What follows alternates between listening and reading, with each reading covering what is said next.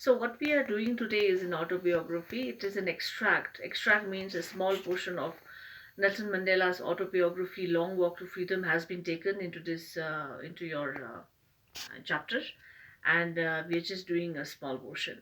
Why I gave you an introduction is so that you have an idea about what are we talking, and how does it actually go, without understanding the logic behind Long Walk to Freedom.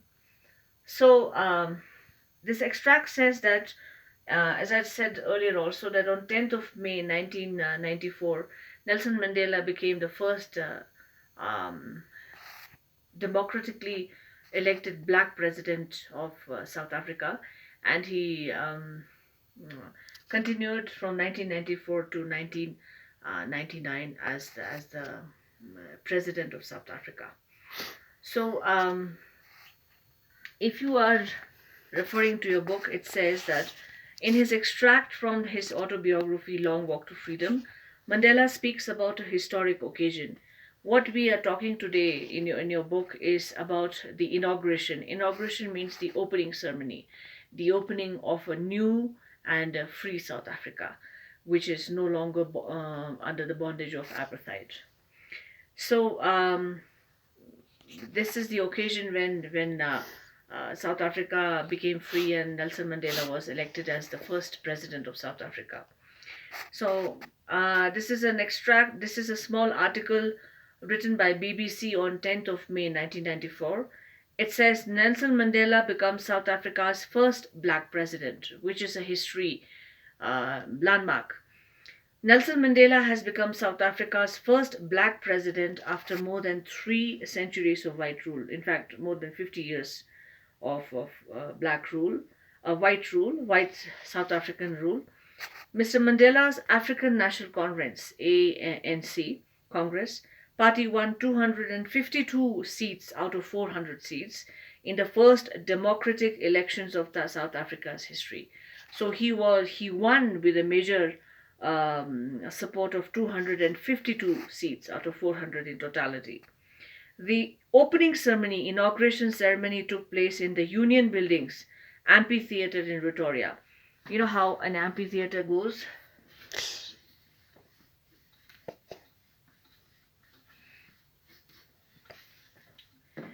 Um, Something like this, and it doesn't have a roof. It's an open theater, and then you can sit here, in steps, something like this.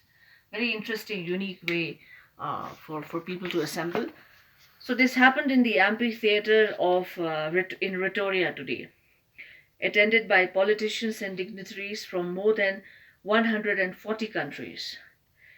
So all around the world, so many people, so many representatives had come to witness the end of apartheid, I should say.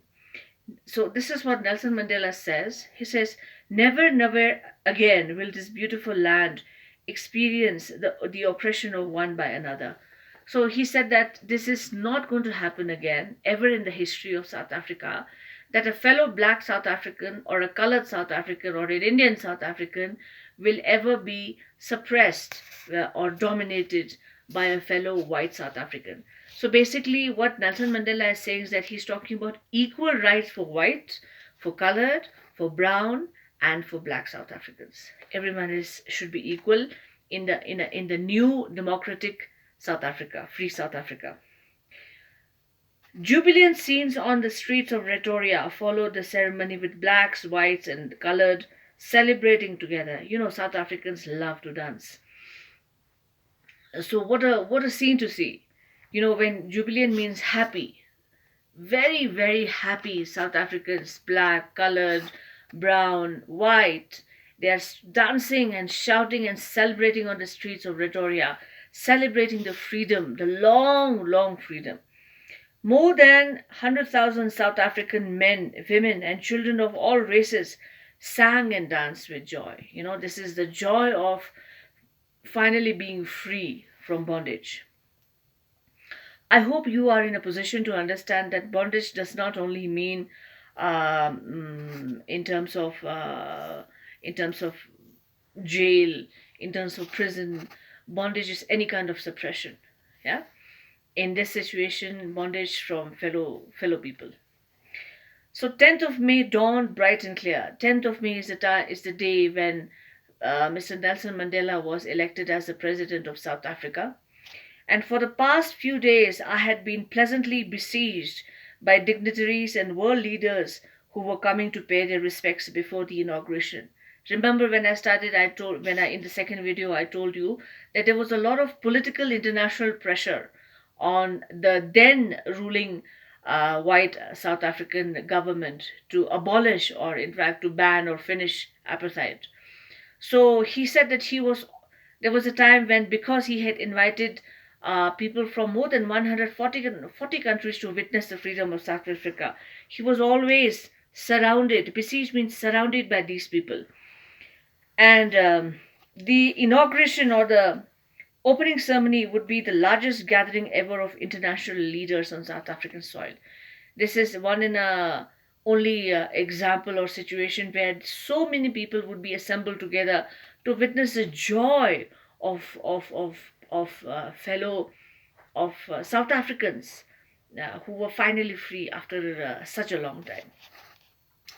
The ceremonies, all the formalities, took place in the lovely sandstone amphitheater. Sandstone is a type of stone, so the amphitheater was made with sandstone. It's a type of stone formed by the Union buildings in Pretoria. This is the same building where the white South Africans used to sit and rule and govern the country, and they governed the country for more than 50 years. And the same buildings are standing as an example where fellow black South Africans are also treated equally. So for decades, this had been the seat of white supremacy. People could not imagine, fellow black South Africans could not imagine even stepping into those buildings. But things have changed, situations have changed. And the same place where white South Africans used to rule for such a long time, now it was the site of a rainbow gathering, very interesting word, of different colors and nations for the installation of South Africa's first democratic and non-racial government. This is the scene was very amazing. It was almost like a rainbow, because there were so many people who were representing from different countries, and the same building where only whites were allowed. Today there were so many people from different countries, from different races, and they almost look like rainbow, with as rainbow has different colors, standing there to witness and celebrate democracy, I should say, and to install, to start South Africa's first democratic non-racial government. Non-racial means a government which would not be judged in terms of race and skin color in the newly elected South Africa.